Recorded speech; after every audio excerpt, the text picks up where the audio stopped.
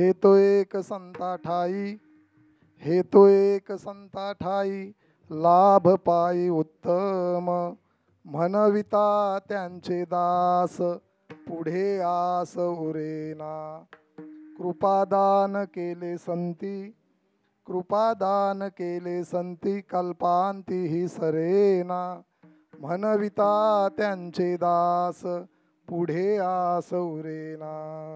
तुका म्हणे संत सेवा, हेची देवा उत्तम, म्हणविता त्यांचे दास, पुढे आस उरेना. पांडुरंगा करू प्रथम नमन, पांडुरंग करो प्रथम नमन, पांडुरंगा करू प्रथम नमन, पांडुरंगा करो प्रथम नमन. दुसरे चरण संत, दुसरे चरण संततिया, दुसरे चरण संततिया. त्यांच्या कृपादाने कथेचा विस्तार, कृपादाने कथेचा विस्तार, त्यांच्या कृपादाने कथेचा विस्तार. कृपादाने कथेचा विस्तार. बाबाजी सद्गुरु दास तुका, बाबाजी सद्गुरु दास तुका, बाबाजी सद्गुरु दास तुका. पांडुरंगा करू प्रथम नमन, दुसरे चरण संतांची या, त्यांच्या कृपादाने कथेचा विस्तार. बाबाजी सद्गुरु दास तुका, प्रथम नमन करू गणनाथा, उमा शंकराची या सुता, चरणावरी ठेवणी माथा, साष्टांगी आता दंडवत. दुसरी वंदू शारजा, जी चतुराननाची आत्मजा, वाक सिद्धी पावे जी सहजा, तिच्या चरण ओझा दंडवत. तिसरे वंदुदेव ब्राह्मण, ज्यांचे निपुण्य पावन, प्रसन्न होन श्रोतेजन, तया माझे दंडवत. आता वंदू साधू सज्जन, रात्रंदिवस हरीचे ध्यान, विठ्ठल नाम उच्चारिता जन, तया माझे दंडवत. आता नमुरंग भूमिका, कीर्तनी उभे होती लोका, टाळ मृदंग श्रोते देखा, तया माझे दंडवत. ऐसे नमन करो निसकळा, हरिकथा बोले बोबड्या बोला, अज्ञान म्हणून चालवी बाळा, नामा म्हणे ठला विठ्ठला. पुरी रम्य सिंहासनस्थं पदाम्भोज तेजः स्फुरदिक्प्रदेशं, विधीन्द्रादिदेवे हि सदा स्तूयमानं, समाधिस्थमूर्तिं भजे ज्ञानदेवं. नमो सद्गुरु तुकया ज्ञानदीपा, नमो सद्गुरु सचिदानंद रूपा, नमो सद्गुरु भक्त कल्याण मूर्ती, नमो सद्गुरु भास्करा पूर्ण कीर्ती. सर्वमंगल्ये मांगल्ये शिवे सर्वार्थ साधिके, शरण्य त्र्यंबके गौरी नारायणी नमोस्तुते. मनोजवं मारुततुल्य वेगं, जितेन्द्रियं बुद्धिमतां वरिष्ठं, वातात्मजं वानरयूत मुख्यं, श्रीरामदूतं शरणं प्रपद्ये. सेवे लागी सेवक झालो, तुमच्या लागलो निज चरणा, अहो स्वामी तुकया देवा, यावरी न करावा वेर. हे तो एक संता ठाई, हे तो एक संता ठाई, लाभ पायी उत्तम, म्हणविता त्यांचे दास, पुढे आस उरेना. प्रस्तुत प्राप्त प्रसंगी संकीर्तन रूपी सेवेकरता निवडलेला अभंग, जगदवंदनीय जगद्गुरु वैराग्यराग रसिक देहुनिवासी संत श्रेष्ठ श्री तुकाराम महाराज यांचा हा 4 चरणाचा अभंग असून, प्रस्तुतच्या अभंगातून महाराज यच्च यावत जीवाला जीवनामध्ये भ्रमंती करत असताना, किंवा यच्च यावत मनुष्य जातीचं हित जर कशामध्ये असेल तर त्या हिताचा उपदेश प्रस्तुतच्या अभंगातून महाराज करतात. ठल किंवा या अभंगातून महाराज यच्च यावत मनुष्य जीवाला लाभाचा पत्ता सांगतात. थोड्या वेगळ्या भाषेत जर सांगायचं ठरलं तर ह्या अभंगातून महाराज संतांचं मोठेपणही प्रतिपादित करतात. असा ह्या अभंगाचा प्रतिपाद्य विषय असतो. सेवेला स्पर्श करण्यापूर्वी किंवा अभंगाला स्पर्श करण्यापूर्वी थोडासा परिहार किंवा उद्बोध. कल्याण वारकरी ट्रस्ट आयोजित श्रावण महिन्याचा हा 1 महिन्याचा हरिनाम सप्ताह आणि त्या हरिनाम सप्ताहातील आजची ही कीर्तनरूपी सेवा मंडळाच्या आज्ञेतून माझ्या वाट्याला आलेली आहे. तरी सेवा किम प्रित्यर्थ आहे, सेवा काय नियोजित आहे, सरतेशेवटी याचा मी भावार्थानंतर चिंतन मांडणारच आहे. तत्पूर्वी या सेवेसाठी पंचकोशीतील अधिकारशूल्य कीर्तनकार, वयोवृद्ध गायक, भाविक सगळे आज कीर्तनाला उपस्थित आहेत. सगळ्यांच्या चरणविंदावरती एकदा विनम्र अभिवादन करतो आणि सेवेला सुरुवात करतो. आता माझे दंडवत तुमच्या संत चरणाशी, तुमच्या संत चरणाशी, तुमच्या संत चरणाशी. आता माझे दंडवत तुमच्या संता चरणाचे, तुमच्या संता चरणाचे, तुमच्या संता चरणाचे. आता माझे दंडवत तुमच्या संता चरणाचे, तुमच्या संता चरणाचे, तुमच्या संत चरणाशी. आता माझे दंडवत तुमच्या संता चरणाचे, तुमच्या चरणाचे, तुमच्या चरणाचे. आता माझे दंडवत तुमच्या संता चरणाचे, तुमच्या संता चरणाचे, तुमच्या संता चरणाचे, तुमच्या संता चरणाचे, तुमच्या संता चरणाचे. आता माझे दंडवत किंवा मस्तक हे पायावरी या वारकरी संतांचा असतो. या अभंगातून महाराजांनी लाभाचं दिग्दर्शन किंवा संतांच्या मोठेपणाचंही किंवा संतांचं वर्णन ह्या अभंगातून महाराजांनी केलेलं आहे. अभंग 4 चरणाचा आहे. बऱ्याचशा वेळा मंडळी आम्हाला असा प्रश्न विचारतात, संत वाङ्मयामध्ये अभंग 4च चरणाचे का असतात? तर मग आम्हाला त्यावेळी उत्तर द्यावं लागतं. 2 चरणावाल्यांना कळावं म्हणून अभंग किती चरणाचा? विठ्ठल विठ्ठल.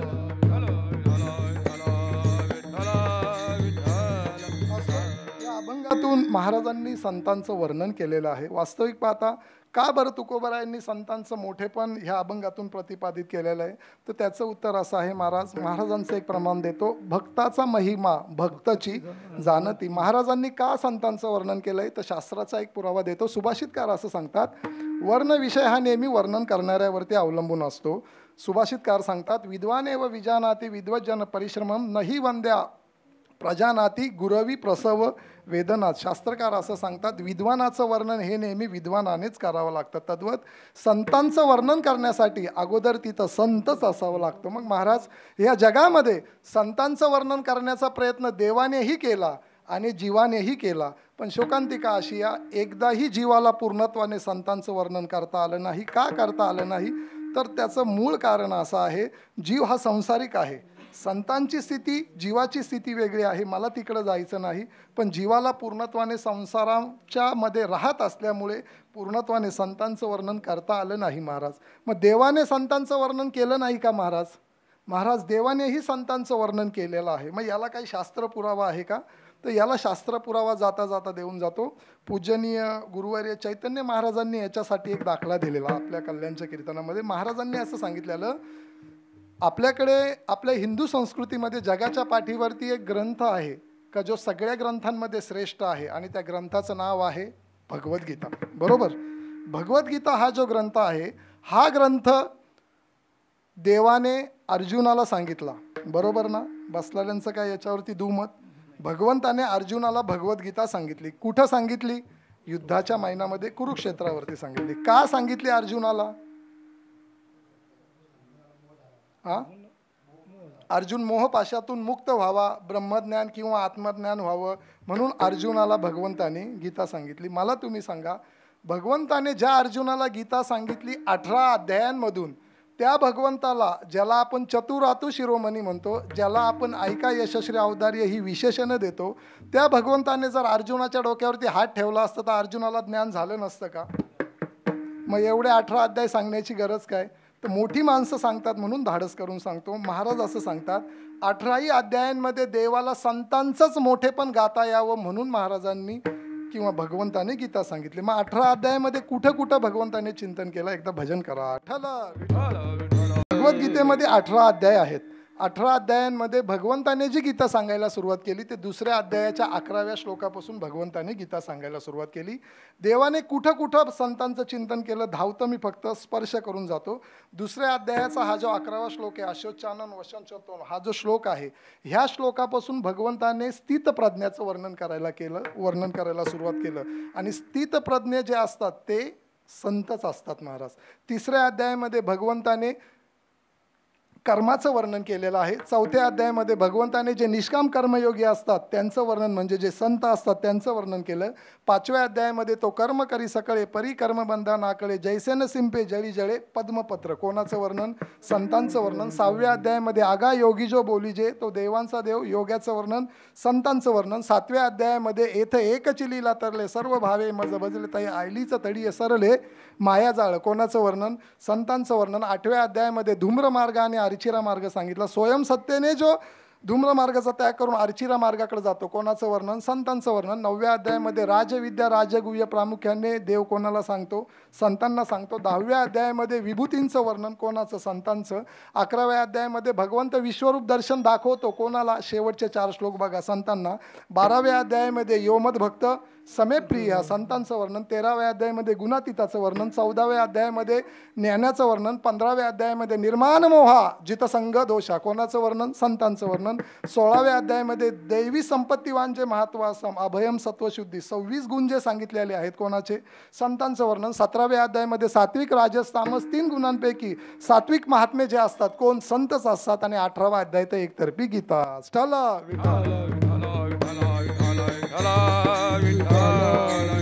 ऐका, शोकांतिका अशी झाली महाराज. 18ही अध्यायामध्ये भगवंताने संतांचं वर्णन करण्याचा प्रयत्न केला, पण देवाचं दुर्भाग्य म्हणा, बॅड लक म्हणा, एकदाही भगवंताला पूर्णत्वाने संतांचं वर्णन करता आलं नाही. आणि संतांचं वर्णन करता करता देव कधी स्वतःचं वर्णन करून बसले ते देवालाही समजलं नाही. आणि ज्ञानोबराय असं ज्ञानेश्वरीमध्ये सांगतात, स्वकीर्ती कानीनं ऐकावी पूज्यता डोळानं, स्वतःच्याच मुखाने कधी स्वतःची कीर्ती सांगू नये. आम्ही माणसं बऱ्याचशा वेळेला एखाद्याला नाव सांगताना पहिल्या बऱ्याचशा पदव्या लावतो, पण ज्ञानोबराय सांगतात स्वकीर्ती कानीनं ऐकावी. का ऐकू नये? तर शास्त्र असं सांगतं महाराज, ज्यावेळी आपण स्वतःच्याच मुखाने स्वतःची स्तुती करतो ना बाबा, त्यावेळी आपल्याला आत्महत्येचं पातक लागत असतं. काय लागत असतं? आत्महत्येचं पातक. त्या महाभारतात असं चिंतन आलेलं आहे दादा. कौरव पांडवांचं युद्ध चाललेलं असतं, दुपारची 12ची वेळ असते. धर्मराजांसमोर योगायोगाने याचा धर्मराजासमोर कर्णाचा महाराज रथ येतो समोरासमोर. आता साहजिकच कर्ण हा धर्मराजापेक्षा श्रेष्ठ धनुर्धर योद्धा होता.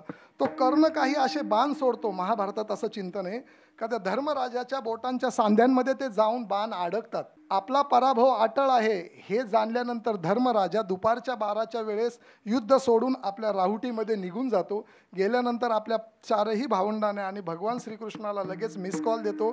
4ही भावंडांना आणि देवाला बोलून घेतो, काय झालं, 12 वाजलेत, लंच टाईम व्हायला अजून 1 तास आहे, का दादाने बोलवून घेतलं? धर्मराजा त्यावेळी देवाला सांगतात, अरे देवा, ह्या 4ही भावंडांना माहिती आहे का कर्ण माझ्यापेक्षा श्रेष्ठ धनुर्धर योद्धा आहे, तरी पण मी मरावं आणि यांना गादी मिळावी, म्हणूनच यांनी मला कर्णाच्या समोर युद्धासाठी पाठवलं. मग धर्मराजा प्रत्येकाचं नाव घ्यायला सुरुवात करतो, नकुलाचं, सहदेवाचं. भीमाला सांगतो, अरे भीमा, तुझ्याकडे ते एवढी मोठी गदा आहे, तरी पण मला तिथून रणांगणातून पळून यावं लागावं, शरम वाटली पाहिजे तुला. आणि सरते शेवटी महाराज अर्जुनावरती नंबर येतो. अर्जुनाला सांगतो, अरे अर्जुना, आग लाव तुझ्या गांडीव धनुष्याला. तुझ्याकडे गांडीव धनुष्य असताना पण महाराज युद्धामधून मला पलायन करावं लागलं. महाराज आग लाव असं म्हटल्यानंतर अर्जुन काय करतो, लगेच मॅनीतून तलवार काढतो आणि धर्मराजावरती चालून जातो. धर्मराजावरती चालून गेल्यानंतर श्रीकृष्ण भगवान तिथे मध्यस्थी करतात. अर्जुनाला सांगतात, अरे अर्जुना, युद्ध बाहेर कौरवांसंगती करायचंय आणि तू इथे दादाचा शिरच्छेद करायला निघाला. तुला कळतं का काही? हे कलियुग आहे का काय? तू काय करतोय? द्वापार युगातले. मग त्यावेळी अर्जुन श्रीकृष्णाला सांगतो, देवा, माझ्या जीवनामध्ये मी काही प्रतिज्ञा केलेला, जो पण माझ्या गांडीव धनुष्याविषयी अपशब्द उच्चारेल ना, मी काय करणार, त्याचा वध केल्याशिवाय राहणार नाही. मग सरते शेवटी महाराज श्रीकृष्ण भगवान अर्जुनाला सांगतात का, बघ अर्जुना, तुझी प्रतिज्ञाही पूर्ण होईल आणि दादाचाही शिरच्छेद होईल. असे मी काही तुला मधला मार्ग म्हणजे शॉर्टकट सांगू का? अर्जुनही सांगतो, देवा लवकर सांगा, वेळ आपल्याकडे कमी आहे. मग त्यावेळी भगवान श्रीकृष्ण अर्जुनाला सांगतात का, बघ अर्जुना, तुला जर दादाची हत्या करायची आहे तर शास्त्र असं सांगतं, ज्यावेळी आपल्यासमोर आपल्यापेक्षा मोठी माणसं असतात त्यांच्याविषयी जर आपण अपशब्द उच्चारायला सुरुवात केले तर त्यांच्या हत्येचं पातक आपल्याला लागत असतं. म्हणून आपल्या हिंदू संस्कृतीमध्ये आचार्य देवो भव असं सांगितलेलं आहे. मोठ्या माणसांचा आदर करायला सांगितलेला आहे. मग तुला जर दादाची जर त्याची हत्या करायची असेल ना, तर शस्त्राने न करता शब्दाने कर. मग काय कर, तू दादाविषयी अपशब्द उच्चारायला सुरुवात कर. महाभारतात मोठं चिंतन आहे महाराज. मग अर्जुन म्हणतो, बायको पणाला लावली, लाज वाटली नाही का, 4 भाऊ होते, मोठे होते म्हणून काय झालं. बराच अर्जुन बोलतो, सरते शेवटी अर्जुन थकतो. थकल्यानंतर परत श्रीकृष्ण म्हणतो, अर्जुना तुझ्या शिव्या संपल्या का, असतील तर सगळ्या देऊन घे, आता आम्हाला पण युद्धाला जायचंय. परत महाराज अर्जुन परत तलवार काढतो. मॅनेतून परत तलवार काढल्यावर देव म्हणतो, आता काय झालं. अर्जुन म्हणतो, देवा माझ्या जीवनात दुसरी एक प्रतिज्ञा केलेली. काय केलेली, जो पण कोणी माझ्यासमोर माझ्या दादाविषयी अपशब्द उच्चारेल ना, मी काय करणार, त्याचा वध करणार. लगेच देव म्हणतो, अर्जुना मग ही तलवार घेऊन तुझ्याच डोक्यात तू चालवून घे, मी पण मोकळा, तू पण मोकळा, सगळेच मोकळे. मग अर्जुन म्हणतो, देवा काही मधला मार्ग, शॉर्टकट, काही शॉर्टकट. मग भगवान सांगतात, शास्त्र असं सांगतं, जर तुला तुझ्याच शस्त्राने स्वतःची हत्या करून घ्यायची असेल तर शस्त्राने न करता काय कर, स्वतःची स्तुती स्वतःच्याच तोंडाने लोकांना सांगायला सुरुवात कर, म्हणजे तुला आत्महत्येचं पातक लागेल. म्हणून महाराज असं सांगतात ज्ञानोबराय, स्वकीर्ती कानीनं ऐकावी. मग महाराज इथं देवाला आत्महत्येचा दोष लागला, म्हणजे जीवही पूर्णत्वाने संतांचं वर्णन करू शकत नाही, देवही संतांचं पूर्णत्वाने वर्णन करू शकत नाही. मग ह्या जगामध्ये वर्णन करायचं कोणी, हा प्रश्न महाराजांना पडला असावा. म्हणून मग संत वाङ्मयामध्ये बऱ्याचशा ठिकाणी संतांनी संतांचं वर्णन केलं. कैवल्याचा पुतळा, प्रगटला भूतळा महाराज किंवा ज्ञानियांचे राजे, असे बरेचशी प्रमाणं आहेत. पण मी तुम्हाला प्रश्न विचारतो, ही प्रमाणं आपण तोंडाने म्हणतो, पण ही प्रमाणं आपल्या मनामध्ये कुठपर्यंत रुजतात. कैवल्याचा पुतळा आपण म्हणतो, पण आपण किती माणसं समाधी सोहळ्यापर्यंत थांबतो. महाराज बोलता वाटे सोपे, करणी करिता तीर कापे. तुम्ही आम्ही महाराज फक्त तुम्हाला आम्हाला संतांचं वर्णन ऐकायला गोड वाटतं, पण संत सेवेमध्ये प्रवृत्त व्हायची इच्छा होत नाही. हे महाराजांनी जाणलं की यच्च यावं जीवाला जर संतांच्या सेवेमध्ये जर प्रवृत्त करायचं असेल तर ज्याच्यासाठी जीव दिवस रात्र धडपड करतोय, तुमची आमची दिवस रात्र धडपड सुखासाठी असते. महाराजांचं प्रमाणे सर्व सुखाची आशा गेला, क्षण एक मुक्ती यज्ञ नाही केला, हिंडता दिशाशी न पावला माया वेष्टीला. तुमची आमची दिवस रात्र सुखासाठी धडपडे का, तर शास्त्र असं सांगतं, सुखम सर्वाय रुच्यते. तुमचं आमचं मूळ स्वरूप कसं आहे, चिदानंद रूपम शिवहोम. तुमचं आमचं मूळ स्वरूपच सुख स्वरूप असल्यामुळं आपली सुखाकडे लाभाकडे धावपळ असते महाराज. मग तुम्हाला आम्हाला सेवेमध्ये प्रवृत्त करावं, तुम्ही आम्ही संतांच्या सेवेमध्ये प्रवृत्त व्हावं, हे महाराजांनी जाणलं. मग ज्याच्यासाठी तुमची आमची दिवस रात्र धडपड आहे ना, किती धडपड. पूजनीय प्रातस्मरणीय मामासाहेब सांगतात का, धडपडसपर्यंत धडपड. किती धडपड असते तुमची.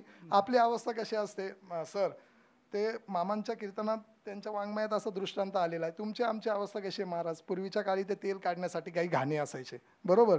त्या घाण्याला एक बैल जुंपलेला असायचा. विशेषतः म्हणजे तो बैल दिवसभर त्या घाण्याभोवती फिरत राहतो, पण त्या बैलाच्या मागं त्याचा मालक उभा नसतो. मग तो चालतो कसा, तर त्या बैलाच्या अंगावरती म्हणजे ते वशिंग असतं ना. आता हा जो दृष्टांत आहे हा जुन्या काळचा आहे, आमच्यासारख्या तरुण बैलांना कळेल म्हणून शंका आहे, म्हणून जुन्या काळाचा दृष्टांत आहे. मग त्या बैलाच्या अंगावर जे जुकाट असतं महाराज, त्या जुकाट लाकडाचं, त्याच्या पुढे 1 फुटाच्या अंतरावर अशी हिरवी पेंडी बांधलेली असते. कशाची, गवताची. त्या हिरव्या पेंडीच्या आशेने तो बैल दिवस रात्र चालत राहतो. जसा जसा बैल पुढं जाईल तशी तशी ती पेंडी पुढं चालणं काही थांबत नाही, पेंडी काही चालणं काही थांबत नाही, पेंडी काही. हे मी कोणाचं सांगतोय, घाण्याच्या बैलाचं. किती पायाच्या, 2 पायाच्या. तुम्हीच ठरवा, ठरवा. महाराज तुमची आमची सगळ्यांची हीच अवस्था आहे महाराज. तद्वत तुम्हाला आम्हाला त्या लाभाची प्राप्ती व्हावी महाराज, तुम्हाला आम्हाला त्या सुखाची प्राप्ती व्हावी, आणि सगळ्यात महत्त्वाचं तुम्ही आम्ही संतांच्या सेवेमध्ये प्रवृत्त व्हावं. म्हणून ह्या अभंगातून महाराज सांगतात, जर तुम्हाला लाभाची अपेक्षा आहे ना, जर तुम्हाला सुखाची अपेक्षा आहे ना, तर ह्या जगामध्ये इतरत्र कोणत्याही साधनाचा अवलंब न करता जिथं लाभ मिळतो असं ते ठिकाण म्हणजे संतांचं. अशा संतांच्या सेवेमध्ये तुम्ही प्रवृत्त व्हा, तिथंच तुम्हाला लाभ घडेल. अभंगाच्या प्रथम चरण. हे तो एक संता ठाई, हे तो एक संता ठाई, हे तो एक संता ठाई, हे तो एक संता ठाई, हे तो एक संता ठाई, हे तो एक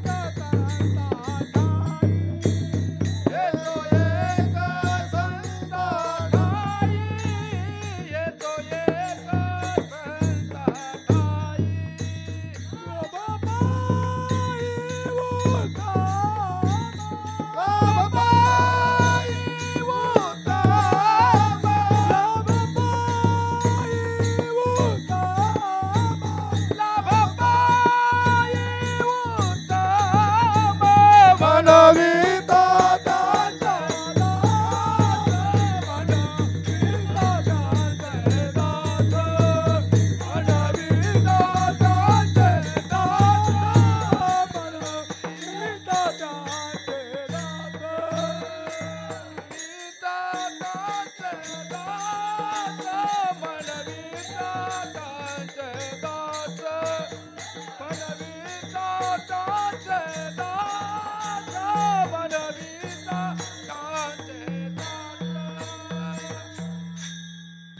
तो एक संता ठाई लाभ पायी उत्तमे. सर, अधिक प्रस्तावना न करता अभंगाची जलद भूमिका मांडून अभंगामध्ये प्रवेश करतो. या अभंग जो आहे 4 चरणाचा आहे. महाराज ह्या अभंगातून लाभाचा आपल्यासमोर प्रतिपादन करतात. ह्या अभंगातली जी 4 चरणं आहेत ना सर, तशी 4ही चरणं महत्त्वाची आहेत. पण 4ही चरणांमध्ये ह्या 4ही चरणांचा शेवटचा शब्द म्हणजे अभंगाचा पूर्ण टर्निंग पॉईंट आहे. बघा, मी 4ही चरण तुमच्यासमोर म्हणून दाखवतो, शेवटचे शब्द तुम्ही बाजूला काढा. ऐका. हे तो एक संता ठाई लाभ पायी उत्तम शब्द बाजूला काढा. म्हणविता त्यांचे दास पुढे आस उरेना शब्द बाजूला काढा. कृपादान केले संती कल्पांतीही सरेना शब्द बाजूला काढा. आणि तुका म्हणे संत सेवा हेची देवा उत्तम उत्तम शब्द बाजूला काढा. 4 शब्द आपण बाजूला काढले. कोणकोणते? उत्तम, उरेना, सरेना आणि उत्तम. कोणकोणते? उत्तम, उरेना, सरेना आणि उत्तमे. ज्यांच्या संगतीमध्ये गेल्यानंतर काय उरलं पाहिजे आणि काय सरलं पाहिजे याचा लाभ आपल्याला होतो, तीच संतांची सेवा. ठल विठ्ठल. ह्या अभंगामध्ये एक हा शब्द आलेला आहे. हा एक शब्द जर तुम्ही संतांकडे लावला तर संतांची अद्वितीयता सिद्ध करतो. आणि हा एक शब्द जर तुम्ही लाभाकडे लावला तर लाभाची अलौकिकता सिद्ध करतो.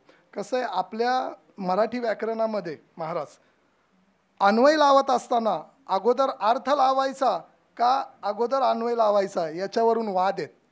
बऱ्याचशा वेळेला अगोदर अर्थ लावावा लागतो. 2 प्रकारचे, एक अनभितान वाद आणि अनहितान, असे 2 प्रकारचे वाद आहेत व्याकरणामध्ये. आपल्याला जायचं नाही तर वाद होतील त्याच्यावरून, तिकडं आपल्याला जायचं नाही. पण संत वाङ्मयाची अजून एक अशी विशेषता आहे महाराज. संत वाङ्मयामध्ये प्रत्येक चरणामध्ये पूर्ण विरामाला पण महत्त्व आहे. सांगायचं जर ठरलं संत वाङ्मयाची विशेषता महाराज, हा जो अभंग आहे ना, हा एक शब्द एवढा सुंदर आहे महाराज, एवढा सुंदर आहे. ह्या एक शब्दाची जर तुम्ही जागा बदलली तर वाक्यांचे अर्थ बदलतात. जगाच्या पाठीवरती आपली जी हिंदू संस्कृती आहे ना, आणि त्यातल्या त्यात मराठी भाषा, ह्या मराठी भाषेची एक अशी विशेषता आहे, तुम्ही अक्षरांची जागा जरी बदलली महाराज तरी त्याचे अर्थ बदलतात.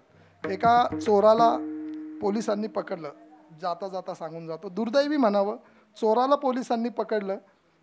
पोलीस त्याला कोर्टात घेऊन गेले. न्यायाधीशांनी त्याला विचारलं, तू आत्तापर्यंत किती चोऱ्या केल्या?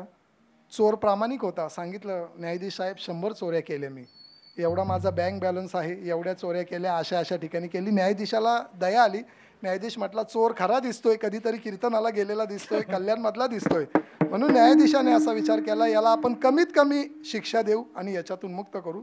न्यायाधीशाने काय केलं, एक वही आणली, कागद आणला, एक पेन आणला आणि त्या चोराला सांगितलं, मी जे वाक्य सांगतो ते वाक्य तू वहीच्या पानावरती 100 वेळा लिही, तुझी शिक्षा संपली. चोराला पण बरं वाटलं. न्यायाधीशाने कागद आणला, पेन आणला, चोराला सांगितलं, जे वाक्य सांगतो ते लिही. वाक्य असं होतं, मी चोरी करणार नाही, स्वल्पविराम, केली तर मला शिक्षा द्या. न्यायाधीशाने चोराला असं सांगितलं, जे मी वाक्य सांगतो तू वहीच्या पानावरती लिही, मी चोरी करणार नाही, स्वल्पविराम, केली तर मला शिक्षा द्या. महाराज, तो चोर पण त्या न्यायाधीशाचं गावचं पाणी पेलेलं होता.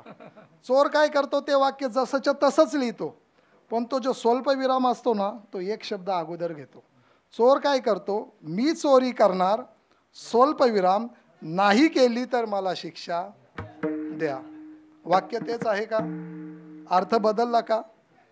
अगोदर वाक्य काय होतं, मी चोरी करणार नाही, स्वल्पविराम, केली तर मला शिक्षा द्या. म्हणजे काय, मी चोरी करणार नाही, जर केली तर तुम्ही काय करा, मला शिक्षा द्या. तो चोर काय करतो, ते वाक्य जसंच्या तसंच लिहितो, मी चोरी करणार नाही, पण नाही नंतर जो स्वल्पविराम असतो ना, तो एक शब्द अगोदर घेतो, मी चोरी करणार, स्वल्पविराम, नाही केली तर मला शिक्षा. अर्थ बदलला ना. ही मराठी भाषेची विशेषता आहे. तद्वत इथं जो महाराज मी तुम्हाला सांगून गेलो, हा एक शब्दाचं मोठं चिंतन आहे. अद्वितीयता कशाला म्हणतात, अलौकिकता कशाला म्हणतात असतो. तर हा जे 4 शब्द मी तुम्हाला सांगितलं, उत्तम, उरेना, सरेना आणि उत्तमे, महाराज ज्ञानेश्वरीमध्ये याचं चिंतन आहे. तर ज्ञानोबराय सांगतात, तुमच्या आमच्या जीवनामध्ये एक गोष्ट उरली पाहिजे आणि एक गोष्ट सरली पाहिजे. कोणती गोष्ट उरली पाहिजे, तर प्रत्येक जीवन जगताना प्रत्येक माणसाला असं वाटतं का आपलं आयुष्य उरलं पाहिजे आणि जीवनातलं दुःख सरलं पाहिजे. पण नेमकं शोकांतिका अशी आहे महाराज, याच्या उलट होतं. तुमचं आमचं आयुष्य उरत नाही. अख्खं गाव गोड जेवणाची वाट पाहतं तरी पठ्ठ्याला मारावं असं वाटत नाही. कोणाला असं वाटतं? अगामर हा बोलून ज्ञानोबाराय वर्णन करतात. ह्या ज्ञानेश्वरीच्या त्या अध्यायामध्ये असं चिंतन आलेलं आहे महाराज.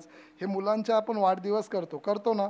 आता वाढदिवस शब्दाचं जर आपण चिंतन डोळ्यासमोर आणलं, त्याची जर आपण संधीफोड केली तर वाढ अधिक दिवस, बरोबर. म्हणजे ज्यावेळी दिवस वाढतात त्यावेळी आपण काय करतो? वाढदिवस करतो, बरोबर आहे का? आपल्या जीवनातले दिवस कमी झाल्यावर आपण वाढदिवस करतो का वाढल्यावरती वाढदिवस करतो? मग आपण काय म्हणायला पाहिजे? मग आपण काय म्हणतो? ज्ञानोबाराय चिंतन मांडतात. जवजव बाळबळी या वाडे तव तव भोजे नाचदी कोंडे आयुष्य निमाले अंतुलीकडे तव ग्लानीची नाहे दरदरू साप गिळजता आहे उभा ती तो प्राणी या वेटाळी जीवा तैसे प्राणी या कवने लोभा वाढवी ती तृष्णा. सापाचा दृष्टांत ज्ञानोबाराय. तुमची आमची अशी अवस्था आहे महाराज. प्रत्येकाला असं वाटतं महाराज जीवनातलं दुःख सरलं पाहिजे आणि आयुष्य उरलं पाहिजे. पण महाराज याच्या उलट नेमकं होतं. पण तुकोबाराय एक ठिकाणी याचं उत्तर देतात. एका प्रमाणामध्ये महाराज याचं चिंतन पण करतात. तुका म्हणे एका मरणेची सरे उत्तमाची उरे कीर्ती उत्तमाची उरे कीर्ती उत्तमाची उरे कीर्ती उत्तमाची उरे कीर्ती तुका म्हणे एक मरण्याची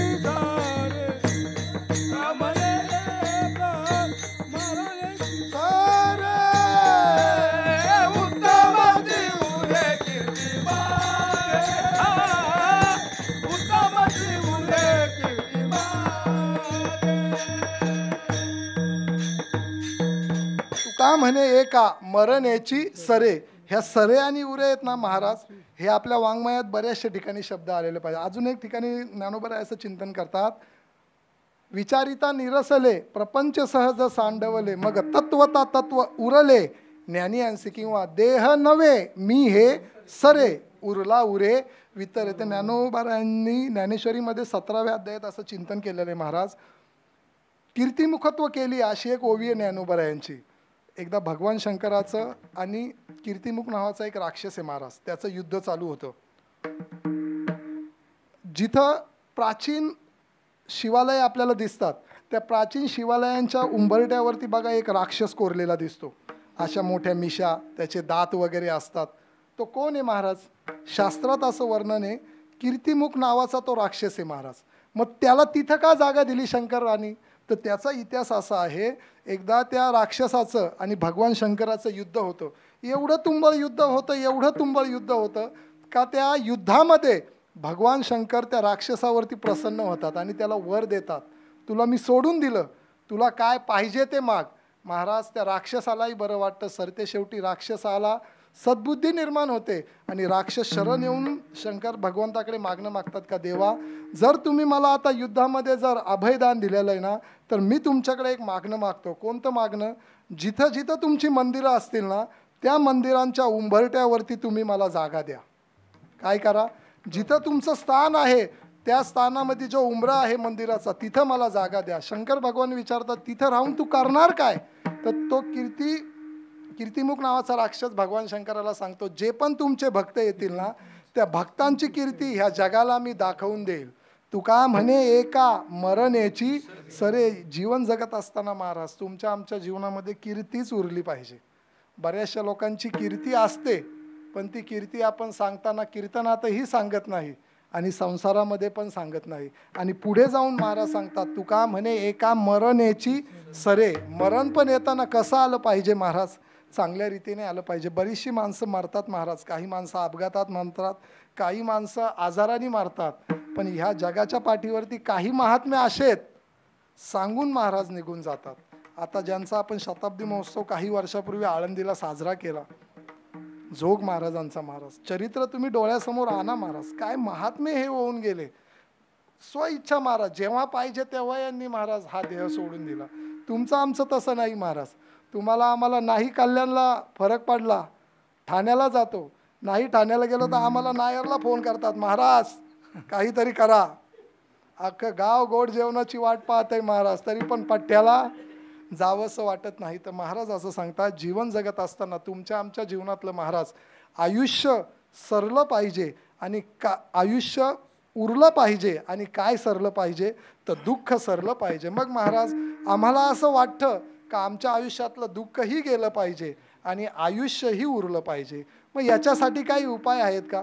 मग याच्यासाठी महाराज सांगतात, जर तुम्हाला असं वाटतं ना आयुष्य उरलं पाहिजे आणि दुःख सरलं पाहिजे, हा लाभ जर तुमच्या पदरामध्ये पडला पाहिजे, तर याच्यासाठी तुम्ही काय करा, संतांच्या सेवेमध्ये प्रवृत्त व्हा. मग महाराज काही मंडळी परत तुकोबरायांना असा प्रश्न विचारतात का महाराज तुम्ही ज्या लाभाचं चिंतन आम्हाला सांगता का संतांच्या सेवेमध्ये प्रवृत्त व्हा, संतांकडे गेल्यानंतर तुम्हाला तिथे लाभाची प्राप्ती होईल. पण शास्त्र असं सांगतं लाभाच्या प्राप्तीसाठी शास्त्रामध्ये 3 निकष सांगितलेले आहेत. कोणकोणते 3 निकष? पहिली गोष्ट, ज्या साधनाने लाभ प्राप्त करून घ्यायचा आहे त्या साधनावरती लाभ अवलंबून असतो.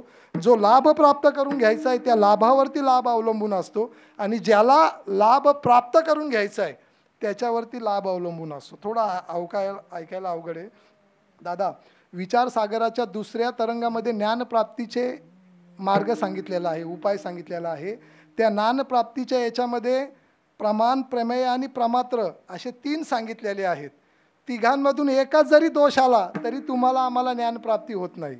आता प्रमाण कशाला म्हणायचं, प्रमेय कशाला, प्रमात्र आता परत ते मोठं चिंतन आहे. तद्वत लाभ जर तुम्हाला आम्हाला मिळवायचा असेल ना महाराज, तर ज्या साधनाने तुम्हाला आम्हाला लाभाची प्राप्ती करायची आहे ते साधन दोषरहित असलं पाहिजे. दुसरी गोष्ट, जो लाभ आपल्याला मिळवायचा आहे तो लाभ दोषरहित असला पाहिजे. आणि नंबर 3, ज्याला लाभ प्राप्त करून घ्यायचा आहे ना तोही दोषरहित असला पाहिजे. ऐका जरा, डोक्याला मुंग्या येतात. एक दृष्टांत सांगतो. ठल विठ्ठल. एकदा असं होतं, दुपारची वेळ असते, गावामधून म्हणा किंवा रस्त्याने बिरबल आणि अकबर बादशाह चाललेला असतो. दुपारची वेळ असते, झाड असतं वडाचं आणि त्या झाडाखाली एक कुत्रं बसलेलं असतं. ऐका, जाता जाता सांगून जातो. पहिला दृष्टांत देतो आणि मग तुम्हाला सिद्धांत सांगतो त्याच्यातला. तर ते कुत्रं झाडाखाली आपली दुपारची वेळ त्याचा स्वभाव जीभ काढून हलवत बसलेला असतं. बादशाह आणि तिथून बिरबल चाललेला असतो. बादशाह बिरबलाला असा प्रश्न विचारतो, अरे बिरबला ते काय तुला दिसतंय का तिथं? बिरबल म्हणतो, हो कुत्रं दिसतंय मला. मग कुत्र्याला जीभ आहे? हा आहे ना साहेब, जीभ आहे. आपल्याला पण जीभ आहे ना बादशाह साहेब. मग जर माणूस बोलतो तो कुत्रं का बोलत नाही? बादशाह बिरबलाला प्रश्न विचारतो का बिरबला, माणसाला जीभ आहे, माणूस बोलतो, मग कुत्र्याला जीभ आहे तर कुत्रं पण बोलायला पाहिजे. बिरबल राजाला सांगतो, आता राजे साहेब कुत्रं का बोलत नाही हे तुम्ही मला का सांगता? ती निसर्गाची करणी आहे, त्याची निर्मिती भगवंताने केलेली आहे. कुत्रं का बोलत नाही हे तुम्ही देवाला विचारा. पण बादशाह ऐकत नाही महाराज. बादशाह सांगतो, ज्या अर्थी माणसाला जीभ आहे, माणूस बोलतो, त्या अर्थी कुत्र्याला जीभ आहे, ते कुत्रं पण बोललंच पाहिजे. बिरबल ओळखतो हे प्रकरण काही सरळ मार्गाने मिटणारं दिसत नाही महाराज. वेळ निघून चाललेला असतो. लगेच बिरबल बादशाहला सांगतो का राजे साहेब बघा, आत्तापर्यंतच्या इतिहासामध्ये कुत्रं काही कधी बोललं नाही आणि मी काही ज्ञानोबाराही नाही का त्याच्या डोक्यावरती हात ठेवला आणि ते बोलल. पण जर तुम्हाला असं वाटतं का हे कुत्रं बोललंच पाहिजे, ह्या झाडाखाली जे कुत्रं बसलेलं आहे ते कुत्रं माणसासारखं बोललंच पाहिजे, तर त्याच्यासाठी माझ्या काही अटी आहेत. कोणकोणत्या अटी? ऐका. बिरबल राजाला सांगतो का माझी पहिली अट अशी आहे का हे कुत्रं जर तुम्हाला बोलावंसं असं वाटत असेल ना तर त्याच्यासाठी तुम्ही मला एक 20 वर्षाचा कालावधी द्या. किती वर्षाचा कालावधी? 20 वर्षाचा कालावधी द्या. माझी पहिली अट. दुसरी अट, कुत्रं जर तुम्हाला बोलावंसं वाटत असेल तर त्याच्यासाठी मला काही परदेशातून विदेशातून तिकडचे डॉक्टर बोलवायला लागतील. कारण तिकडचे जर डॉक्टर बोलवले तर त्यांच्याकडून आपण औषधं घेऊ, याच्यावरती ट्रीटमेंट करू आणि मग आपण ह्या कुत्र्याला बोलवू. पण त्याच्यासाठी मला महिन्याला बराच खर्च येणार. मग तुम्ही काय करा, प्रत्येक महिन्याला मला 1 लाख रुपये तुम्ही ह्या कुत्र्याच्या खर्चासाठी पाठवत जा. दुसरी अट. तिसरी अट, बिरबल राजाला सांगतो का राजे साहेब हे कुत्रं जर तुम्हाला बोलावं असं वाटत असेल तर ह्या कुत्र्याच्याच बाजूला मला दिवस रात्र बसावं लागेल. ते काय खातं, काय पितं, कोणती औषधं घेतं, काय करतं. मग त्याच्यासाठी तुम्ही काय करा, मला एक 20 वर्षाची भर पगारी रजा द्या. कारण मला दरबारात येता येणार नाही आणि जर मी दरबारात आलो नाही तर तुम्ही मला पगार देणार नाही. म्हणून तुम्ही काय करा, एक मला 20 वर्षाची भर पगारी रजा द्या. राजा म्हणतो मला तुझ्या 3ही अटी मान्य आहेत आणि जर कुत्रं नाही बोललं तर बिरबल सांगतो तुम्ही मला काय करा, जाहीर चौकामध्ये फाशी द्या. फाशी द्या म्हटल्यानंतर लगेच राजा तसाच जातो, राज्यामध्ये दवंडी पेडवतो. बिरबल कुत्रा बोलवणार, ऐका हो ऐका, बिरबल कुत्रा बोलवणार. ही दवंडी पिटल्यानंतर सगळ्या राज्यामध्ये राजाच्या सेवकांनी, बिरबलाचे जे विरोधक असतात ना महाराज, त्यांना फार आनंद होतो. आनंद असा होतो का आत्तापर्यंतच्या इतिहासामध्ये रेडा बोलला होता पण कुत्रं कधीच बोललं नाही. आणि बिरबल बोलवणार शक्यच नाही. आणि 100% बिरबलाला सुरावरती राजेसाहेब चढवणार. 100% बिरबलाचा आता वध होणार. त्यांना आनंद होतो महाराज बिरबलाच्या विरोधकांना. पण त्याच्यातले त्याच्या पार्टीचे जे असतात ना त्यांना दुःख होतं. त्यातला एक बिरबलाकडे येतो आणि बिरबलाला म्हणतो का, बिरबला अरे तुझी ही प्रतिज्ञा केली कुत्रं बोलवणार, कुत्रं बोलवणार, आतापर्यंतच्या इतिहासामध्ये कुत्रं कधी बोललं नाही आणि तू कसं काय बोलवणार. तू प्रतिज्ञा करताना विचार केला होता का कमीत कमी. बिरबल म्हणतो केली प्रतिज्ञा, 20 वर्षाचा कालावधी आहे तेव्हा बघू. तो म्हणतो नाही रे बिरबला, 20 वर्षाचा कालावधी, 20 वर्ष असे निघून जातील, कुत्रं नाही बोलणार, तुला फासावरती चढावं लागणार. बिरबल म्हणतो बघू तेव्हाची गोष्ट. तो म्हणतो नाही रे बिरबला, तू आमच्या राज्याचं नाक आहे, तू आमच्या राज्याची शान आहे, तू जर असा मेला तर आमचं कसं होईल. बिरबल म्हणतो 20 वर्षाचा काल. अरे नाही बिरबला, तू माझ्या सासरवाडीकरचा आहे रे, तू आमचा जावई आहेस, तुझ्यावरती आमचं सगळ्यात जास्त प्रेम आहे, तू मेला तर आमच्या सासरवाडीचं कसं होणार, आमच्या बहिणीचं कसं होणार. सरते शेवटी बिरबल त्याला सांगतो, मी पण तुम्हाला म्हणून सांगतो बरं का. बिरबल त्याला सांगतो बघ तुला म्हणून सांगतो, कोणाला सांगू नको. बिरबल त्या माणसाला सांगतो अरे सद्गृहस्था, जे कुत्रं मी बोलवणार आहे मुळातच ते कुत्रं आता मरायला टेकलेलं आहे. आणि शास्त्र असं सांगतं कुत्र्याची आयुष्य मर्यादा ही 20 वर्षाची. किती वर्षाची. आणि हे जे कुत्रं मी बोलवणार आहे हे कुत्रं अजून इथून पुढं लईत लई 5 किंवा 10 वर्ष जगणार नाही. म्हणजे 100% हे कुत्रं मरणार. ठीक आहे, कुत्रंही जगलं, आमच्या नायरला आणलं आणि कुत्रं जगवलं. तर आता राजाचं आयुष्य 95 आहे. किती आहे. 95 वर्ष. इथून पुढं काही राजा अजून 20 वर्ष जगत नाही. आणि सरते शेवटी कुत्रंही जगलं, राजाही जगला. तर माझं वय आता किती आहे 90 आहे, म्हणजे बिरबलाचं. माझं वय आता किती आहे 90 आहे, म्हणजे मी काही आता इथून पुढं 20 वर्ष जगणार नाही. जर यदा कदाचित कुत्रं मेलं तर परत तिथून पुढं 20 वर्ष परत नवीन कुत्रं, परत प्रत्येक महिन्याला 1 लाख रुपये, परत 20 वर्षाची. राजा मेला, विषयच संपला. म्हणजे एक तर कुत्रं मरल, नाही कुत्रं मेलं तर राजा मरेल, आणि नाही राजा मेला तर बिरबल 100% मरणार. तद्वत महाराज लाभाचं चिंतन करत असताना शास्त्रांनी ज्या 3 गोष्टी सांगितलेल्या आहेत, साधनावरती लाभ अवलंबून असतो, ज्याला लाभ प्राप्त करून घ्यायचा आहे त्याच्यावरती असतो, आणि जो लाभ प्राप्त करून घ्यायचा आहे. मग महाराज तुम्ही आम्हाला इथं जे सांगता का लाभाचं, जे तुम्ही आम्हाला संत नावाचं हे जे साधन सांगता का लाभाच्या प्राप्तीसाठी तुम्ही संत नावाच्या साधनाकडे जा. मुळातच ह्या साधनामध्येच दोष आहे. मुळातच महाराज या अभंगाचं 2रं, 3रं आणि 4थं चरण, ह्या 3 चरणांमध्ये 3 दोष सांगितलेले आहेत. 2ऱ्या चरणामध्ये दुर्लभत्व नावाचा दोष आहे, 3ऱ्या चरणामध्ये नैश्वरत्व नावाचा दोष आहे, आणि 4थ्या चरणामध्ये अंशत्व नावाचा दोष आहे. पण महाराजांनी ही 3ही दोष काढून टाकलेले आहेत. कसे, मी जेवढं जमेल तेवढं सांगतो. ती मंडळी महाराजांना सांगतात का महाराज तुम्ही आम्हाला जे सांगता ना संतांकडे जा, संतांकडे जा. मुळातच संत नावाचं साधन कसं आहे, दुर्लभ आहे. महाराज सांगतात बहु अवघड परी या जगजेटी, किंवा आचार्य जगामध्ये 3 गोष्टी दुर्लभ सांगतात. कोणकोणत्या ऐका. दुर्लभम त्रयमेव ते देवानुग्रह हेतुकम मनुष्यत्व मुमुक्षत्व महापुरुष आश्रय. आचार्य म्हणजे विवेक चूडामणी ग्रंथामध्ये याचं चिंतन मांडतात. जीवन जगत असताना आपल्या जीवनात 3 गोष्टी दुर्लभ आहेत. नंबर 1 मनुष्य जन्म, नंबर 2 मनुष्य जन्म मिळाल्यानंतर पण मुमुक्षता, आणि ह्या 2ही गोष्टी तुम्हाला साध्य झाला तर संतांची भेट अत्यंत दुर्मिळ. म्हणून संत वाङ्मयामध्ये तुम्ही जर निळोबारायांचं चरित्र जर डोळ्यासमोर आणलं तर निळोबारायांनी ज्यावेळी अनुष्ठान मांडलं होतं, निळोबारायांनी ज्यावेळी 42 दिवसाचं अनुष्ठान मांडलं, त्या अनुष्ठानामध्ये सगळ्यात पहिलं दर्शन निळोबारायांना कोणाचं झालं? कोणाचं झालं? देवाचं झालं. मग महाराजांप्रमाणे तुकयाचा धावा करितास दुःखयाचा धावा, करितास दुःखयाचा धावा, करितास दुःखयाचा धावा.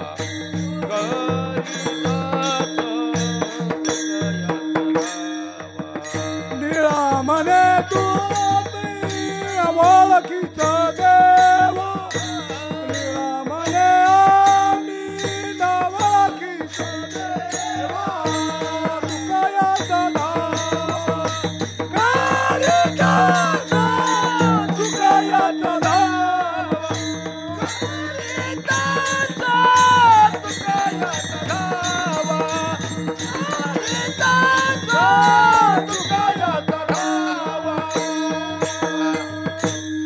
महाराजांचं एक त्याच्यासाठी अभंग, येथे तुझं लागी बोलाविले कोणी, प्रार्थिल्या वाचोनी आला सिका, निळा म्हणे आम्ही नोळखुजी. आणि पुढे जाऊन सांगतात तुकयाचा धावा करीत असे. महाराज मनुष्य जन्म मिळू शकतो. मनुष्य जन्म मिळण्यामध्ये पण महाराज 3 गोष्टी शास्त्रकारांनी सांगितलेल्या आहेत. महाराज पुनर्वित्तम पुनर्मित्रम पुनर्भार्या पुनः पुनः एतत् सर्व पुनर्लभ्यम न च शरीर पुनः पुनः. किंवा भागवतामध्ये असं महाराज याचं बरंचसं चिंतन आलेलं आहे. आहार निद्रा भय मृत्यूने सर्व योनिसी सम समान परी मनुष्य देहीचे ज्ञान अधिक जाणं, किंवा नरदेह दुर्लभ जाणा शतवर्षाची तुम्ही आठवा मधुसूदना. महाराज सगळ्या गोष्टींमध्ये नरदेह कसा सांगितलेला आहे त्या शास्त्रामध्ये महाराज आपल्या काही न्याय सांगितलेले आहेत. त्याच्यामध्ये एक काकत्याळी न्याय म्हणून सांगितलेला आहे. काकत्याळी न्याय म्हणजे आंधळा रस्त्याने चाललेला असतो, दुपारची वेळ असते, राजाचे सेवक दवंडी पिटत असतात का जो पण कोणी राजेसाहेबांना कावळा पकडून देईल त्याला राजेसाहेब 100 सोन्याच्या मोहरा बक्षीस देणार. राजा दवंडी पिटतो आणि त्याच रस्त्याने आंधळा चाललेला असतो. आंधळा ती दवंडी ऐकतो का जर कावळा पकडून दिला तर राजेसाहेब आपल्याला 100 सोन्याच्या मोहरा भेट देणार. आंधळा तेच चिंतन करीत चालतो, गंगेमध्ये जातो.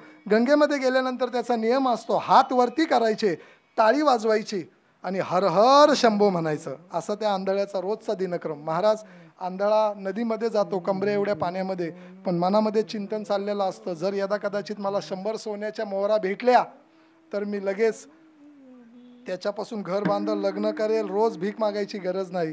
योगायोगाने महाराज आंधळा नदीमध्ये जातो, नियमाप्रमाणे कमरे एवढ्या पाण्यात जातो. पुढे गेल्यानंतर हात वरती करतो, मुखाने हर हर शंभो म्हणतो आणि हाताने टाळी वाजवतो.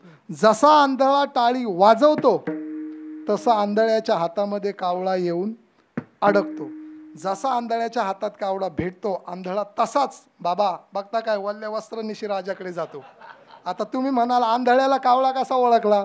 महाराज हे कावळे पारमार्थिक असू द्या नाही तर राजकारणी, ते ओळखायचे सांगायला लागत नाही.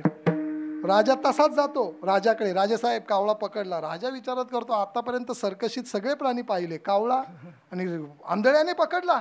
राजा काय करतो लगेच परीक्षा घेतो. राजा सांगतो परत दुसरी दवंडी पिटतो, जो कोणी मला 2 कावळे पकडून देईल त्याला मी 200 सोन्याच्या मोहरा भेट देईल.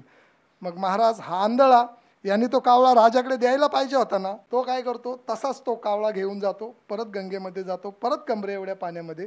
पण अगोदर पकडलेला जो कावळा असतो ना तो काय करतो बगलेमध्ये ठेवतो. कुठं ठेवतो? बगलेमध्ये ठेवतो आणि नियमाप्रमाणे परत मुखाने हर हर शंभो करतो आणि हाताने टाळी वाजवतो. जसा आंधळा टाळी वाजवतो तशा आंधळ्याकडे किती कावळे होतात? हा अहो एक तर पकडलेला ना, आता म्हटले ना तुम्ही, हाही गेला आणि मला तुम्ही सांगा तो कावळा पकडण्यासाठी आंधळ्याने किती साहस केले होते? किती मिळाले? काय पावला हा देय काकत्याळी. महाराज हे प्रमाण येतं. हा न घडे उपाय घडेवाले. महाराज आंधळ्यांनी सायास केले नव्हते, अनायासे त्याच्या हातामध्ये महाराज तो कावळा भेटला. तद्वत तुम्हाला आम्हाला हा नरदेह भेटलेला आहे महाराज. चला पुढे. नरदेह भेटल्यानंतर पण मुमुक्षुता अवघड आहे महाराज. कल्याणमध्ये काय एवढीच मंडळी आहेत का? पण कायमी उद्धार पावेन, काय कृपा करील नारायण, ऐसे सांगा तुम्ही संत जन, करा समाधान. हे आठवण्यासाठी पण तिथं मुमुक्षता यावे लागते. म्हणजे मनुष्य जन्म दुर्लभ, दुर्लभ अशा मनुष्य जन्मामध्ये मुमुक्षुता दुर्लभ, आणि ह्या दोन्ही गोष्टी जरी भेटल्या तरी संतांची भेट अत्यंत दुर्मिळ आहे. म्हणून महाराजांना सांगावं लागलं, बहु अवघड आहे संत भेटी, परी त्या जगजेटी करुणा केली. मग महाराज इथं कीर्तनकाल गल्लीबोळामध्ये आम्हाला सापडतात, पण तुम्ही संतांची भेट घ्यायला सांगता, मग ते संत आम्ही सापडायचे कसे? आणि दुसरी गोष्ट, संतांची भेट शास्त्रात अत्यंत दुर्लभ सांगितलेली आहे, आणि तुम्ही सांगता संतांकडे जा, संतांकडे जा. मग त्या संतांकडे आम्ही जायचं कसं? तर महाराज सांगतात, ऐका, तुम्हाला जर संत दुर्लभ वाटतात ना, तुम्हाला जर संतांची भेट दुर्मिळ वाटते ना, तर तुम्ही संतांना शोधायला जाऊच नका. फक्त जिथं आहे तिथं त्यांचा मी दास आहे असं म्हणा, तोच लाभ तुम्हाला घडेल अभंगाच्या द्वितीय.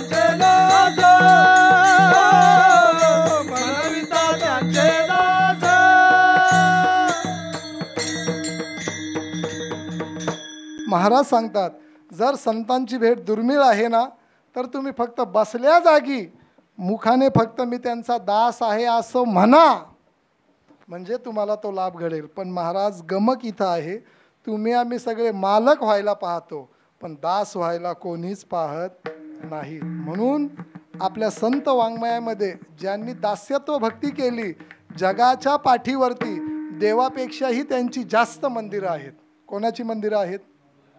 महाराजांनी सांगून गेलं, दास्यत्व निकट हनुमंत पै केले, आणि परिणाम मनोनी देखिले रामचरण. कशामुळे? दास्यत्व भाव स्वीकारला महाराज. जगामध्ये जर सगळ्यात परमार्थामध्ये काय अवघड असेल तर दास्यत्व करणं सगळ्यात अवघड आहे.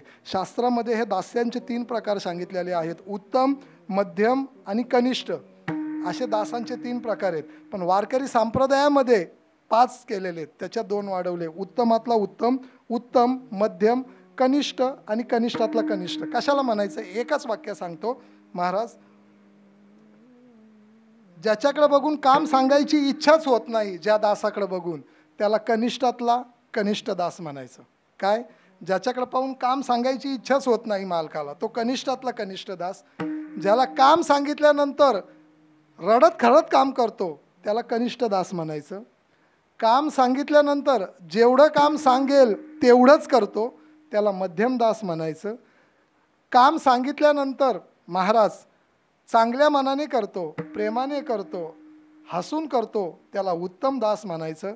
आणि काम सांगण्याच्या पूर्वीच काम करून मोकळा झालेला असतो, त्याला काय म्हणायचं? उत्तमातला उत्तम. ठल विठ्ठल. आता ते महाराज सांगतात, एका मालकाने नोकराला सांगितलं, दुपारची वेळ होती, हे 5-5चे 2 ठोकळे घे, बाजारामध्ये जा, 5 रुपयाच्या मिरच्या आण आणि ह्या 5 रुपयाची भाजी घेऊन ये. तो दास दुपारची वेळ असतो, बाजाराचा दिवस, भाजी आणायला जातो मंडईमध्ये. 1 वाजतात, 3 वाजतात, संध्याकाळचे 5 वाजतात, संध्याकाळचे 7 वाजल्यानंतर तो दास घरी येतो. मालक विचारतो, अरे काय झालं, दुपारी गेला होता भाजी आणायला, झालं काय? तो सांगतो, मालक गेलेलो. मग भाजी नव्हती का? भाजी होती. मग काय झालं, भाजी भेटली नाही का? भाजी भेटली पण असती, मग का आणली नाही? तो सांगतो, मालक कोणत्या 5च्या मिरच्या आणि कोणत्या 5ची भाजी हे तुम्ही सांगितलंच नाही मला. म्हणजे असे दास असून महाराज सांगायचा. दास्यत्व अवघड आहे महाराज. एखाद्या माणसाचं दास्यत्व पत्करायचं म्हणजे फार अवघड आहे. चांगलं झालं तरी तो बोलतो, वाईट झालं तरी तो बोलतो. त्याच्या मनासारखं वागणं फार अवघड असतं महाराज. म्हणून महाराज सांगतात, तुम्ही दास्यत्व करण्याच्या भानगडीमध्ये पडू नका, संतांना शोधायला जाण्याच्या भानगडीत पडू नका. फक्त जिथं आहे तिथं म्हणविता त्यांचे दास, त्या संतांचा मी दास आहे महाराज. म्हणून दास्यत्व फार अवघड आहे. म्हणून महाराजांनी दुसऱ्या चरणामध्ये दुर्लभत्व नावाचा दोष काढला. मग महाराज साधनातला दुर्लभत्व नावाचा तुम्ही दोष काढला. संत दुर्लभ आहेत, मग संतांना शोधायला जाऊ नका. जिथं आहे तिथंच तुम्ही संतांचा दास आहे असं म्हणा, म्हणजे तो लाभ तुम्हाला घडेल. पण महाराज तुम्ही आम्हाला जो लाभ सांगितलेला आहे ना, त्या लाभामध्ये पण दोष आहे. कोणता दोष आहे तर त्या तिसऱ्या चरणामध्ये लाभामध्ये नैश्वरत्व नावाचा दोष आहे. ती मंडळी महाराजांना सांगतात का, महाराज तुम्ही जे लाभ आम्हाला सांगताना मुळातच उदाहरणार्थ संसारामध्ये जोपर्यंत आमच्या खिशामध्ये पैसा आहे तोपर्यंतच आम्ही त्या गोष्टीचा लाभ घेऊ शकतो, बरोबर. मग खिशातला जर पैसा संपला आमच्या तर आपल्याला त्या गोष्टीचा लाभ मिळतो का? मिळत नाही. मग महाराज तुम्ही जे इथं आम्हाला तिसऱ्या चरणामध्ये लाभ जो सांगता का, तो लाभ कधीच नष्ट न होणारा आहे. मग याची आम्ही संगती कशी लावायची? तर महाराज सांगतात संसारातला लाभ वेगळा आणि परमार्थिक लाभ वेगळा. महाराज सांगतात मी जो तुम्हाला लाभ सांगतोय ना, तो लाभ कल्पांतापर्यंत न सरणारा आहे. अभंगाच्या तृतीय चरणात कृपादान केले संती, कृपादान केले संते, कृपादान केले संते, कृपादान केले संते, कृपादान केले संते, कृपादान केले संते, कृपादान केले संते, कृपादान केले संते, कल्पांती उरेदा, कल्पांती सरेना, मनविता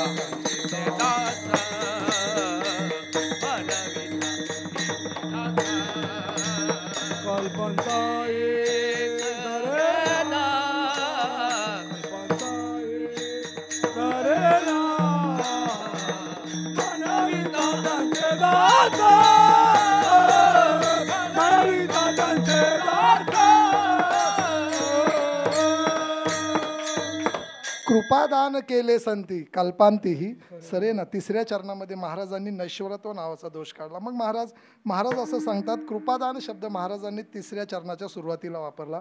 शास्त्र असं सांगतं महाराज कृपा वेगळी आणि दान वेगळे. मग कृपा वेगळी दान वेगळी, तर महाराजांनी एकत्र कसा शब्द वापरला? काय याची तुम्ही संगती कशी लावणार महाराज? त्याचं उत्तर असं आहे मागणार, कृपा कशाला म्हणायचं? न मागता जी होते त्याला होता कृपा तुमची पशु बोले. ज्ञानोबरायांच्या आरतीचं चिंतन बघा. होता कृपा तुमची पशु बोले वेद, निर्जीव चाले भिंत महिमा अघात. होता कृपा तुमची. ज्ञानोबरायांनी रेड्यावरती रेडा बोलल्यावर कृपा केली का मनानेच कृपा केली? त्याच्यावरती ज्ञानोबरायांनी स्वतःहून कृपा केली. न मागता जी होते तिला काय म्हणायची? कृपा. आणि जे मागावं लागतं त्याला काय म्हणायचं? दान म्हणायचं. ज्ञानोबरायांनी पसायदानामध्ये दान मागितले महाराज.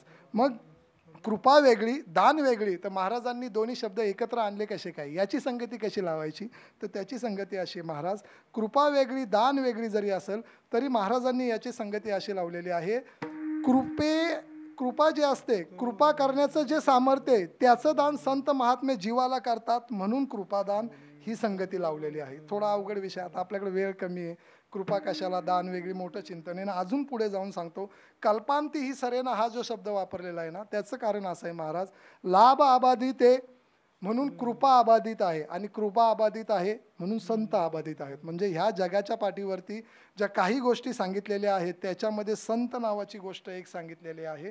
म्हणजे संत शेवटपर्यंत असणार आहेत, म्हणून संत शेवटपर्यंत असल्यामुळे त्यांची कृपा ही कल्पांतीही सरेना. म्हणून कृपा दान केले संती कल्पांतीही सरेना. म्हणजे संतांची कृपा अबाधित असल्यामुळे कल्पांतीही सरेना. मग तिसऱ्या चरणामध्ये महाराजांनी नैश्वरत्व नावाचा दोष काढला.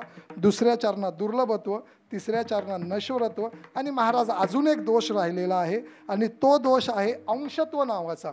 तो दोष महाराज जो लाभ प्राप्त करून घेणारा असतो त्याच्यामध्ये असतो. मग इथं लाभ प्राप्त करून कोण घेणार आहेत, तर आम्ही लाभ प्राप्त करून घेणार आहेत. आणि मुळातच आमचं स्वरूप कसं आहे महाराज, तुमचं आमचं स्वरूप हे कसं आहे, नैश्वर स्वरूप आहे महाराज. म्हणून जर लाभ आम्ही प्राप्त करून घेणार आहोत महाराज, किंवा अंशत्व नावाचं तुमचं आमचं स्वरूप आहे, मग तो लाभही आम्हाला अंश रूपानेच महाराज प्राप्त होईल. पण महाराज सांगतात संत महात्मे ज्यावेळी जीवावरती कृपा करतात त्यावेळी अगोदर जीवाला त्या अधिकाराचं बनवतात, अधिकाराच्या त्या याच्यावरती जीवाला नेऊन ठेवतात आणि मग त्या जीवावरती महाराज संत कृपा करत असतात. म्हणून अधिकार तैसा दावियेला किंवा करू उपदेश असं पण एक प्रमाणे तुमच्या आमच्यावरती जे संत महाराज कृपा करतात ना, आपुल्या पदी बैसविले, तुम्हाला आम्हाला अगोदर त्या पदावरती नेऊन बसवतात महाराज आणि मग तुमच्या आमच्यावरती महाराज ते कृपा करत असतात. म्हणजे तुमच्या आमच्यामध्ये असणारा अंशत्व नावाचा दोष संत हे बाजूला काढतात. म्हणून महाराज सांगतात जी सेवा तुम्हाला आम्हाला मी सांगितलेली आहे ना, तीच सेवा देवही करतो, तीच सेवा देवालाही उत्तम आहे. अभंगाचं शेवटचं चरण.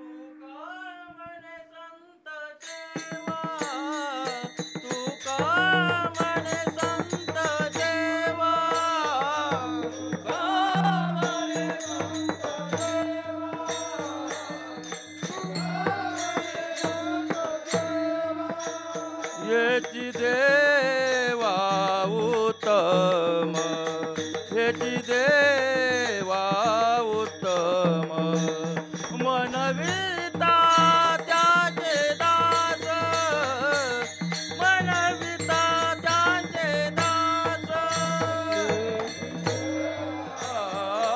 उत्तम, हेची देवा उत्तम.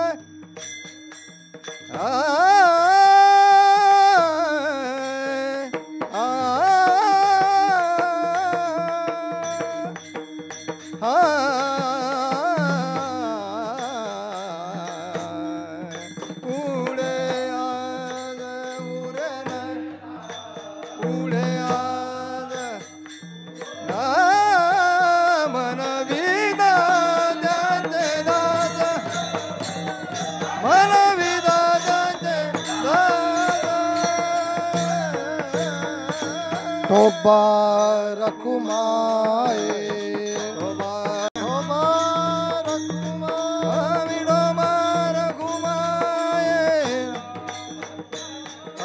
तोबा रखुमाए, तोबा रखुमाए, तोबा रखुमाए, तोबा रखुमाए,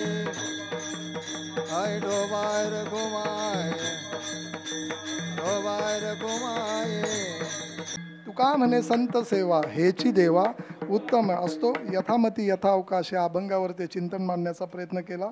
अभंगाचं मर्म जर काय असेल तर आपल्या जीवनामध्ये आपण संतांची सेवा करावी हे या अभंगाचं मुख्य वर्म आहे आणि तीच सेवा तुम्हाला आम्हाला घडावी. म्हणूनच कल्याण वारकरी प्रबोधन ट्रस्टनी हेच मर्म डोळ्यासमोर ठेवून आणि भागवतकार पण असं सांगतात, कृतये ध्यायतो विष्णू त्रेतायाम यजतो मुखई द्वापारे परिचर्यानाम कलहू तदहरी.